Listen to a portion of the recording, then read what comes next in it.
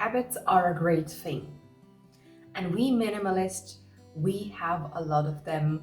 You don't need to be a minimalist to practice these 5 habits that I have for you today. Of course, getting into the habit of getting more minimalistic, sorting out what is important to you is always great.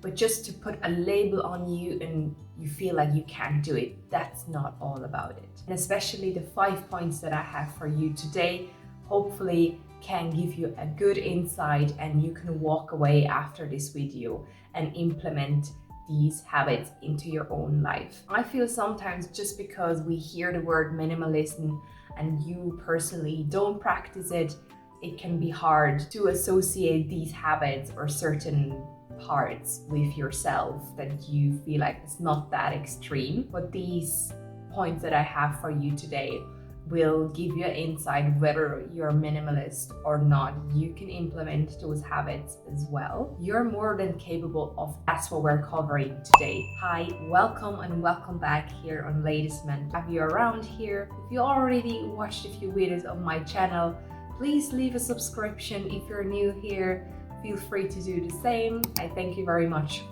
for your support. So I will say we start with the first point, and that will be one of the favorite habits for every minimalist is decluttering. I know, the big word that a lot of people struggle. Let's put aside that huge stress and pressure on it. I want you to do 1 to 3 times a week a habit. Now, it is as follows. How can you practice decluttering without getting overwhelmed? What I want you to focus on is problems. Where you always accumulate clutter, it's always messy, and it keeps getting the repetition of things go there. That could be a place such as the stairs where you just put things that needs to going up, or that could be like a bowl where you have keys or just random things in that bowl.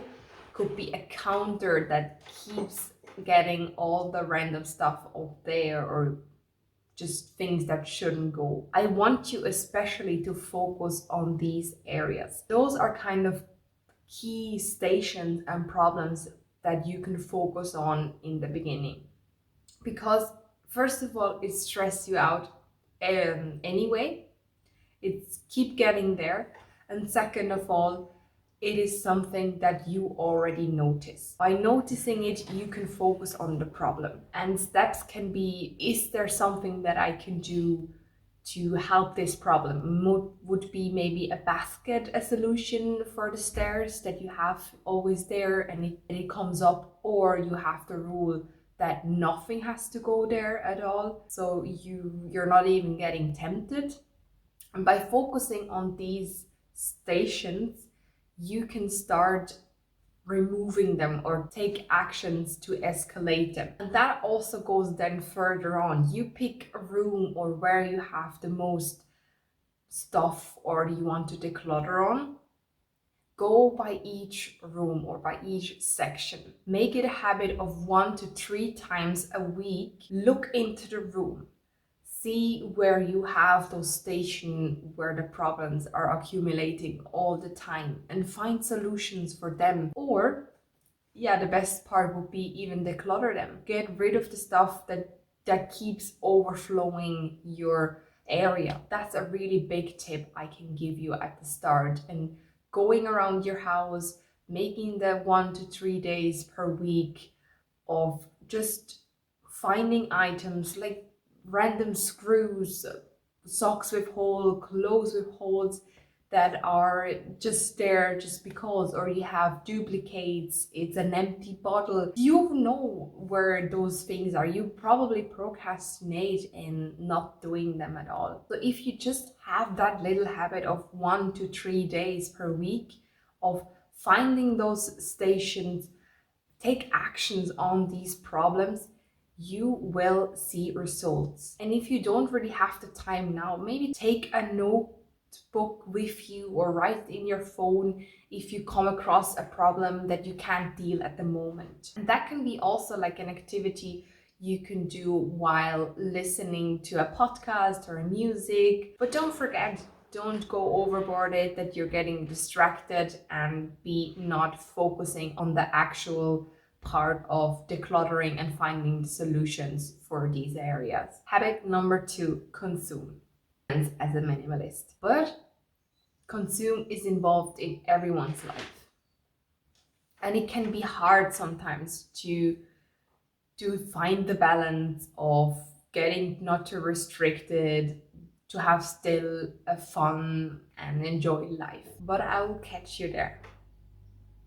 Because you can also distance yourself from consume by not going to certain places that you know you're gonna spend money on. Might that be on a Saturday that you decide, let's go to a shopping mall and just walk around. Like, I don't have to buy anything and we just spend the time there. But you already associate spending your time with browsing and eventually buying things. So I want you to distance yourself from that area. Find something else that you can do, maybe at home, going for walks, another activity that you can kind of replace of going to areas, going to the city, going to malls, areas where you kind of spend money and you know that. It could be different if it's for a hobby that you require certain things, but keep that also in mind. You don't need to buy the special equipment just to find that niche or to finish that. Use what you have or try to lend it from someone. That's also a good part of consume, is you don't need to buy it always new. Go to a secondhand store, ask a friend if you can borrow something, especially if it's like a tool or something that you just use once. Why would you need to purchase it if you can ask someone else to borrow it to you? That is something that you can really be intentional of without being, too minimalistic or go into the minimalism lifestyle. If you're thinking of purchasing something new or you need something, having a waiting time or a wish list is a great thing. A lot of minimalists practice that. It helps us to release that dopamine of instant satisfaction or gratification, because we want to be stimulated, or in our brain those chemicals, they want to be stimulated constantly. But with that wishing list, first of all, you give yourself the time. Second of all, you're not making an impulsive purchase with that. You're thinking consciously about the money that you're spending on. And a lot of times when you have time or settle it, don't think about it like 24/7, it could be there is a chance that you don't want that item anymore, or you see it in a different light, like maybe it's not really that what I want, or it was just an aesthetic that I wanted to follow.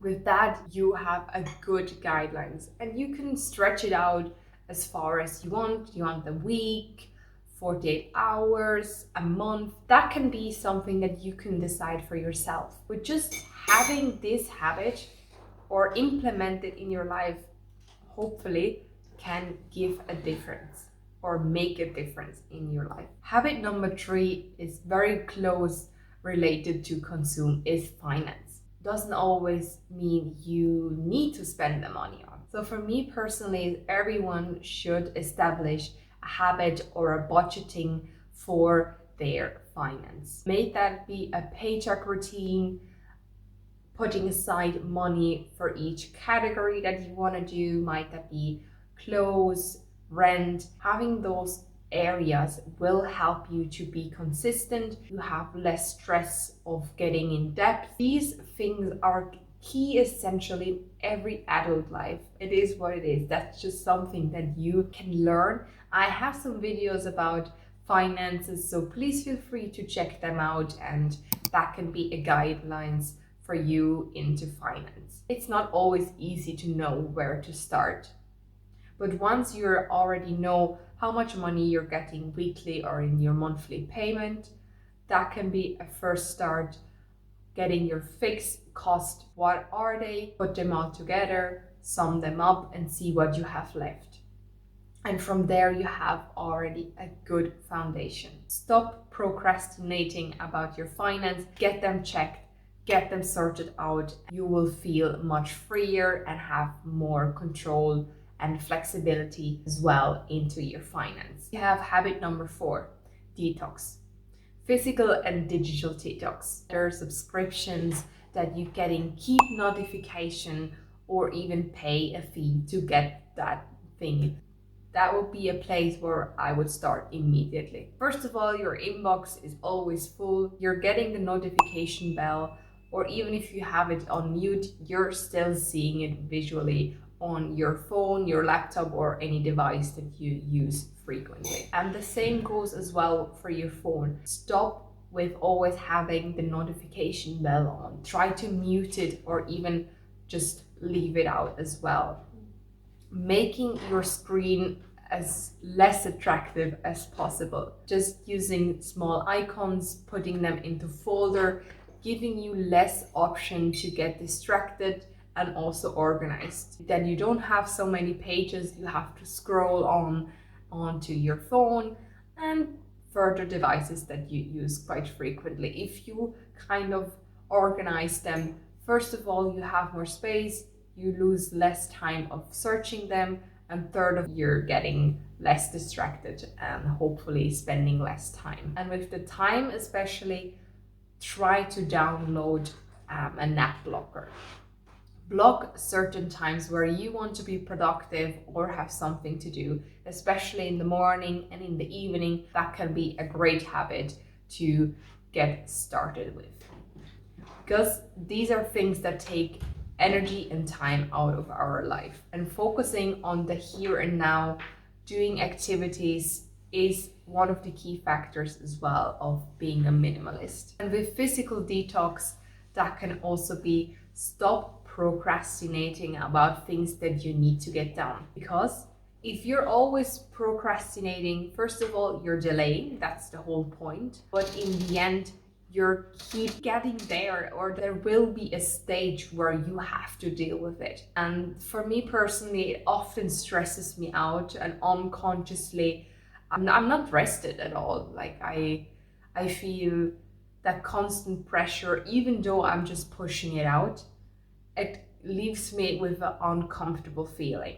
That's what I want you to get rid of those feelings that you kind of not want, but you're doing it anyway because you're procrastinating. So keep in check of what you need to do. Maybe take a bit of help if you can for that thing or that project that you need to do. Break it down in smaller steps.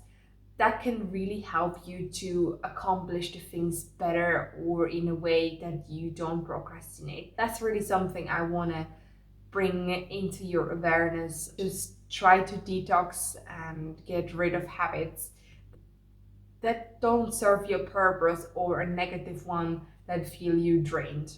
And the same counts with scrolling. Stop scrolling just endlessly. I know it's a bad habit. I catch even myself that I do it, but try not to scroll. Or if you scroll, just for looking for something, not just out of entertainment and out of boredom.